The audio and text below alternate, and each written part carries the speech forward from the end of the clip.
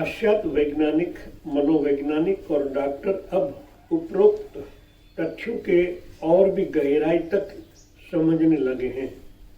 The field of diseases में sir B.W. Richardson ने लिखा है कि मानसिक उद्वेग एवं चिंताओं के कारण प्रातः फुस्सियाँ निकल आती है।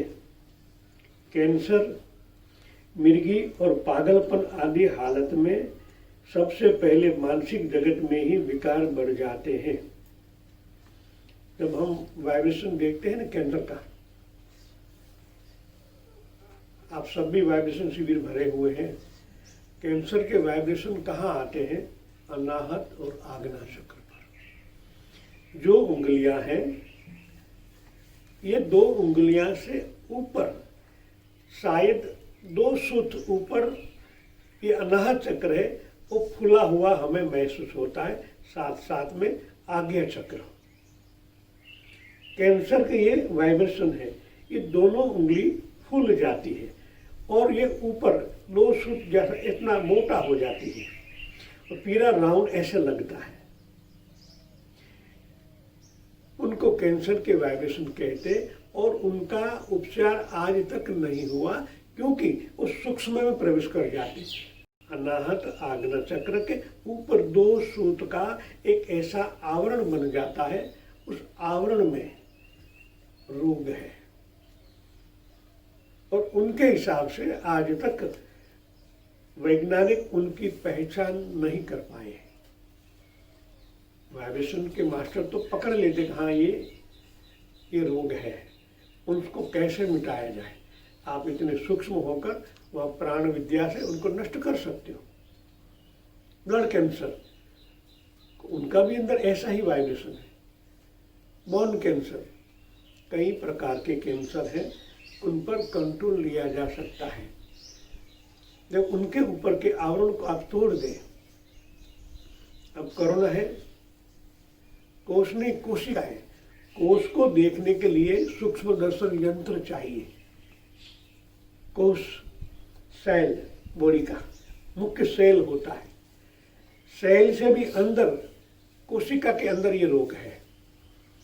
इसलिए आज तक कोरोना को कोई दवा नहीं मिली है। साधक मिटा सकता है क्योंकि वो उनसे भी सूक्ष्म हो गया है।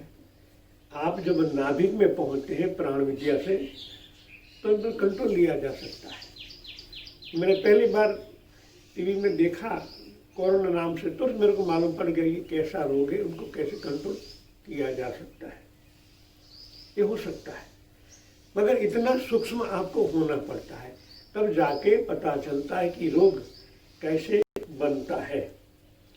वैज्ञानिकों के दीर्घकाल तक शरीर की थकावट के कारणों की जांच में जो प्रयोग किए हैं, उनका कहना है कि लोगों की थकावट का कारण शारीरिक परिश्रम नहीं होता, वरन उतावलापन, घबराहट, चिंता, विषम मनोपस्थिति, आध्यात्मिक भावुकता, निराशा जनित घबराहट, अधूरी आशाएं और शक्ति के अधिक कामनाएं, भावुकता की परस्पर विरोधी उलझने भी रोगी में थकान लाती है। हीन भावना से भी शरीर टूटता है। थकान से बचने के लिए आवश्यकता है मन में सदैव प्रसन्नता और आशावादी विचारों का संचार किए रखा जाए। Positive thinking. कभी आप रोगग्रस्त नहीं बनोगे। नेगेटिव सोच ही हम उनको आमंत्रित करते हैं।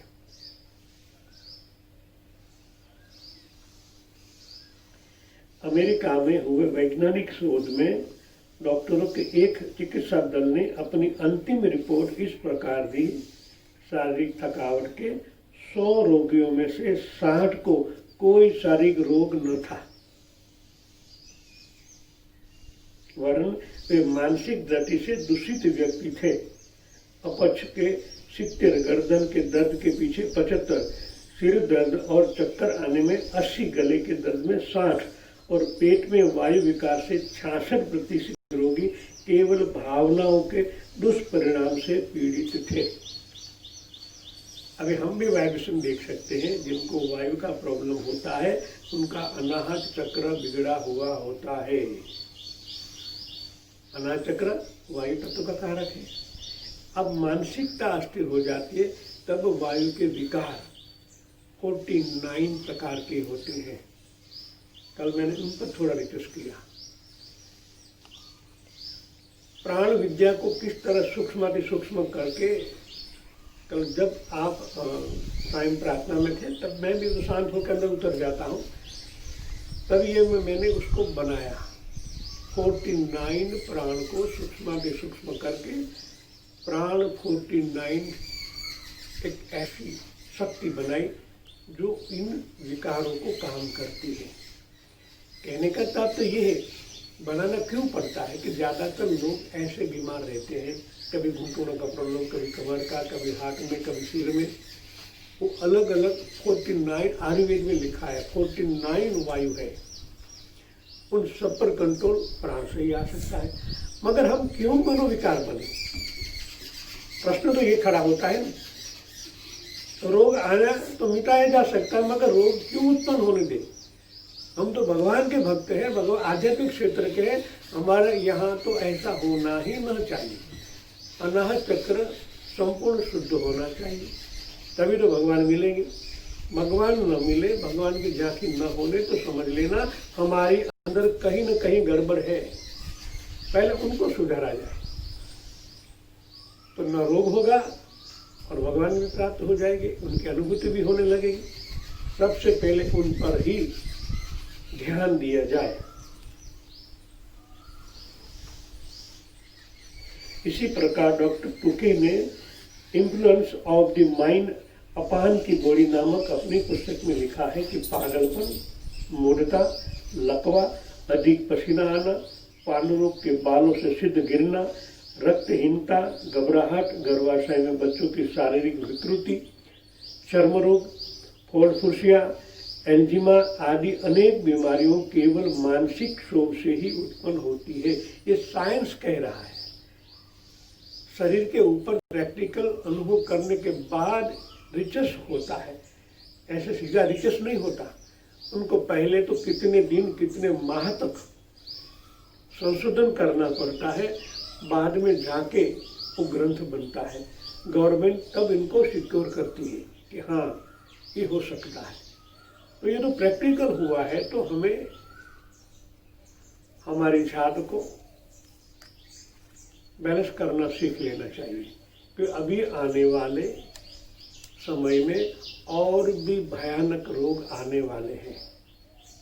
और भी, ये तो कोरोना तो मेरे हिसाब से ज़्यादा तकलीफ वाला नहीं है, और भी भयानक रोग आने वाले हैं। तब क्या करोगे? छोटे मोटे रोग से ही आप तो थक जाते हो। जैसे सूक्ष्म जगत में नई नई सीमाएं सर की जाती है, तो वैसे वैसे कुदरत भी उनसे भी सूक्ष्म रोग बढ़ा देते हैं। करते रहो। जो मानसिकता से क्षतिग्रस्त नहीं होते, इन सबके ऊपर कंट्रोल लिया जा सकता है, क्योंकि आप वो ही परमात्मा के हो, संतान हो। परमात्मा के आगे ये कोई रोग टिक नहीं सकता। तो हमें ज़्यादातर ध्यान देकर हमारे मन पर कंट्रोल लाना है। मन है आपका प्रधान है, कोई भी बात कह दे, मगर स्वीकार करना न करना आप पर डिपेंड होता है। मगर ने नेगेटिव कह दिया तो क्या हो गया? उनसे थोड़ा पूरी दुनिया बदल जाएगी। सोचो, नहीं चाहिए। उसने तो प्रस्ताव रखा है, भाई ऐसा हो रहा है हमारे अंदर, तो उसको स्वीकार करना न करना आप पर है। आप कह रहे भाई इसको नो, नेगेटिव, डिलीट, तो वहां से खत्म हो जाएगा। उनको स्वीकार करोगे तो और भी घट होते होते वो रोगग्रस्त बन जाओगे। तो मन को शुद्ध रखें और स्वस्थ रहे। जय सच्चिदानंद।